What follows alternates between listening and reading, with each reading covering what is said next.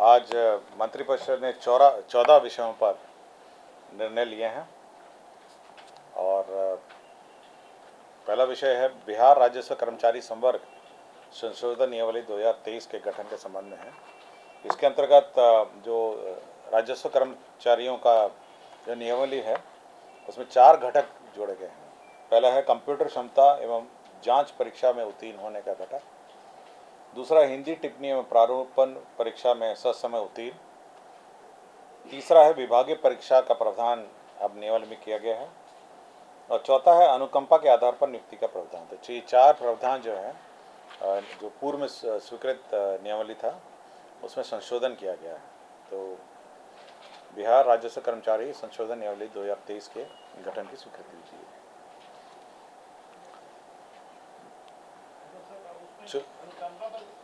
हाँ, तो वो प्रोविज़न नहीं थे तो छूट गए थे, तो डिपार्टमेंट एग्ज़ाम का प्रोविज़न नहीं था तो ये सब छोड़ दिया गया। दूसरा है कि ये वित्त विभाग का प्रस्ताव है और निर्वाचन से संबंधित है। चुनाव कर्मी सुरक्षाकर्मी जो निर्वाचन कार्य के दौरान मृत्यु या अस्थायी अपंगता में जो अनुदान देय होगा उसके संबंध में कोई नया सर्कुलर नहीं है।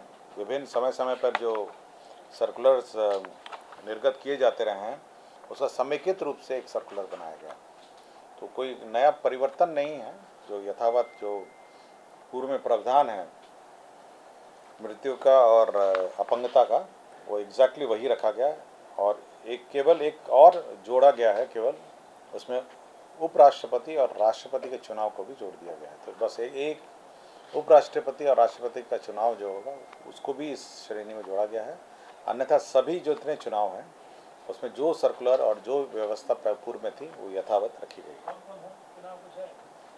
विधानसभा, विधान परिषद, लोकसभा, बाकी सब तो ही है, राज्यसभा सब है। केवल ये 2 चुनाव जोड़े गए हैं जिसमें एक उपराष्ट्रपति और राष्ट्रपति जोड़ा गया, बाकी सब चुनाव तो नहीं है।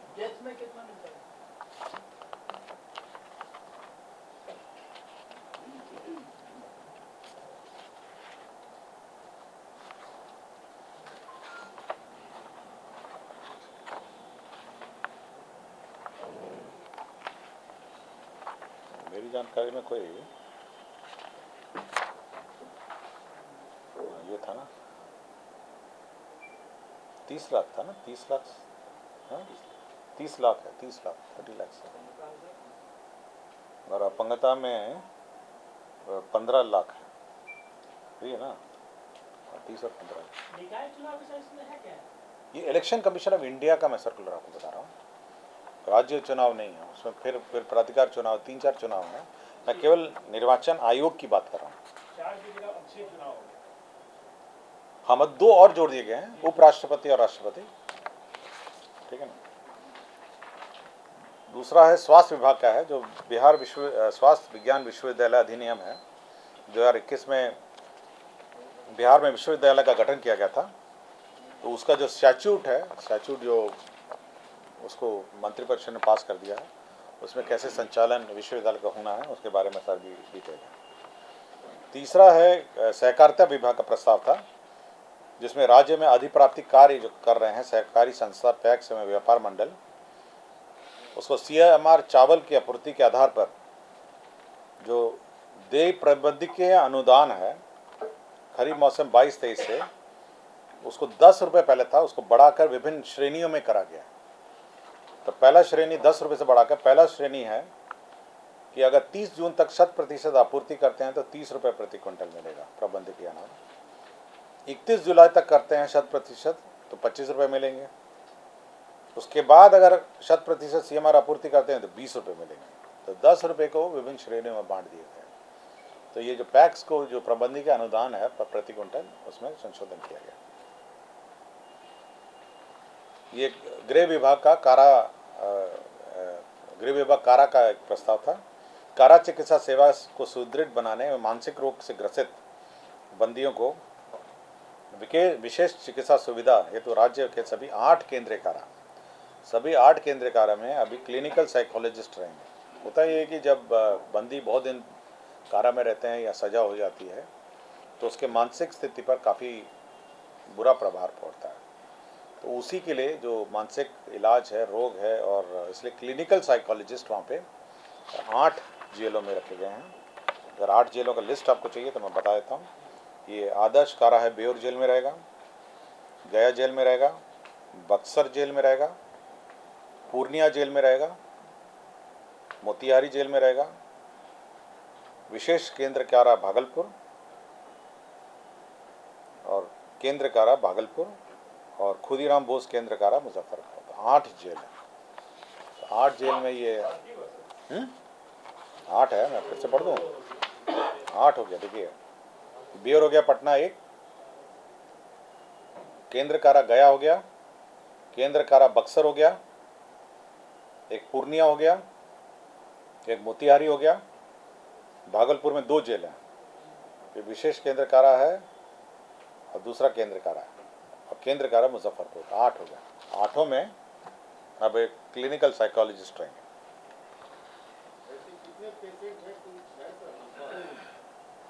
पेशेंट की संख्या नहीं है, लेकिन ये समस्या उत्पन्न हो गई है कि बंदी लोग मानसिक रूप से डिस्टर्ब्ड हो जाते हैं अगर लंबे अवधि तक जेल में रहा जाता है। ये सामान्य प्रक्रिया है और सामान्य व्यवहार है। राजस्व एवं भूमि सुधार विभाग में का प्रस्ताव था। जल संसाधन विभाग के कुल 7 सिंचाई अंचल पदाधिकारी के जल संसाधन विभाग में भी रेवेन्यू ऑफिसर से 7। अब उनका समायोजन राजस्व अधिकारी एवं समकक्ष ग्रेड में कर दिया गया है। तो 7 ऐसे लोग थे जिनका कर दिया गया है। बिपाड़, आपको याद होगा, बिपाड़ है गया में, बिपाड़ का संचालन हो रहा है और बिहार प्रशासनिक संस्थान बिपाड़ जो है गया में, तो वहाँ पे जो लैंड एक्विजिशन का पुनरीक्षित प्राक्कलन स्वीकृत किया गया। तो 54 करोड़ 11,46,571 रुपये का रिवाइज्ड एस्टिमेट सैंक्शन हुआ लैंड एक्विजिशन। स्वास्थ्य विभाग में जो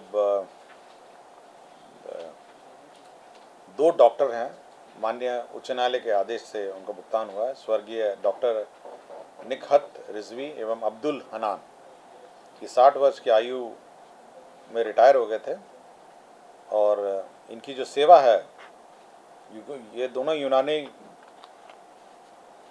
चिकित्सा पदाधिकारी थे और माननीय उच्च न्यायालय का कहना था कि जिस डेट से आपने मेडिकल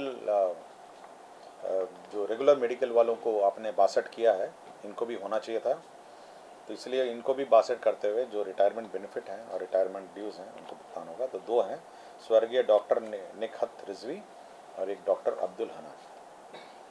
मामला अभी भी अपील में न्यायालय में लंबित है।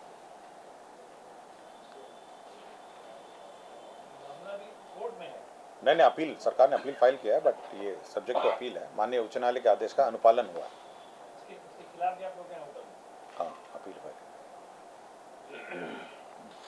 राजस्व एवं भूमि सुधार विभाग में एक ज़मीन थी, आपको याद होगा, भागवत नगर में ज़मीन में के संबंध में केस चला था और राज्य सरकार ने उसके स्थान पर गर्दनी बाग में ज़मीन आवंटित किया था।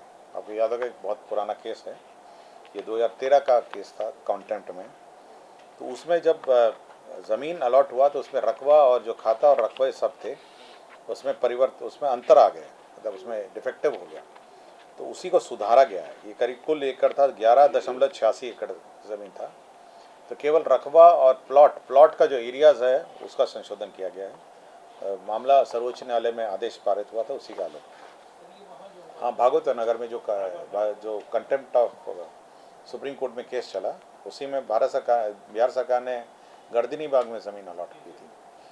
हाँ, उसके एवज में, लेकिन उसमें परिवर्तन हो गया कुछ। जब एक्चुअल देखा गया, उसमें एक जेई का क्या कार्यालय भी था, वो भी अलॉट हो गया था और जो खाता प्लॉट संख्या थे उसमें थोड़ा परिवर्तन हो गया, उसी को सुधारा गया है।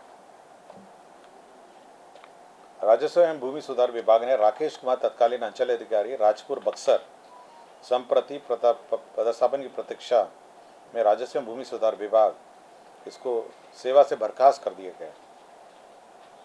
ये रंगे हाथ पैसे लेते हुए पकड़ाए गए थे और उसी के आरोप में 15,000 रुपये रिश्वत लेते हुए पकड़ाए गए थे। उसी में इनको बर्खास्त कर दिया गया। दूसरा है कि विज्ञान एवं प्रौद्योगिकी तकनीकी विभाग का है, डॉक्टर श्री गजेंद्र कुमार मिश्र थे। ये बप्रस्थ थे, संयुक्त सचिव विज्ञान एवं तकनीकी शिक्षा विभाग। 31/10/2023 को रिटायर हो रहे थे। उनको 2 वर्ष का एक्सटेंशन मिला है। इसी प्रकार कैप्टन शिव प्रकाश हैं, जो मुख्य विमान प्रशिक्षक हैं सिविल विमान निदेशालय, जो हमारे कैप्टन ये पायलट भी हैं राजकीय विमान के।